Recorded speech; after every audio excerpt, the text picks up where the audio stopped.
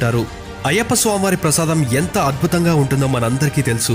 ఆ ప్రసాదాన్ని అరవణి ప్రసాదం అంటారు. బియ్యం, నెయ్యి, బెల్లాన్ని ఉపయోగించి ఆ ప్రసాదాన్ని తయారు చేస్తారు. చలికాలంలో ఈ ప్రసాదాన్ని తింటే ఒంట్లో వేడిని కలిగిస్తుంది. ఈ ప్రసాదానికి ఉపయోగించే బియ్యం మావలిక్కర్లోని ట్రావెన్కూర్ బోర్డ్ పరిధిలోని చిట్టికులకర ఆలయం నుండి తీసుకువస్తుంటారు.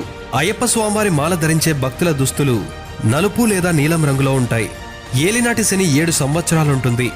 అయ్యప్ప స్వామివారు శనిదేవునితో ఎందుకు ప్రజల్ని అంతగా పీడిస్తున్నావు అనగా, దేవా, అది నా కర్తవ్యం, అందుకే నేను ఆ పని చేయక తప్పడం లేదు అని శనిదేవుడు అయ్యప్ప స్వామితో చెప్పుకుంటాడు. దాంతో సరే అని అయ్యప్ప స్వామి నా భక్తులు అష్టకష్టాలు పడుతూ వారి అలవాట్లను దూరం చేసుకుని అడుక్కొని భిక్ష చేస్తూ చలికి వణుకుతూ కఠినమైన నియమనిష్టలు పాటిస్తూ జుట్టుని కానీ గోర్లని కానీ కత్తిరించకుండా 41 రోజులు నా కఠినమైన మండల దీక్షను పూర్తి చేస్తారు. అలానే నీకు నచ్చిన నల్లని దుస్తులను ధరిస్తారు. అటువంటి వారికి శని ప్రభావం లేకుండా చెయ్యే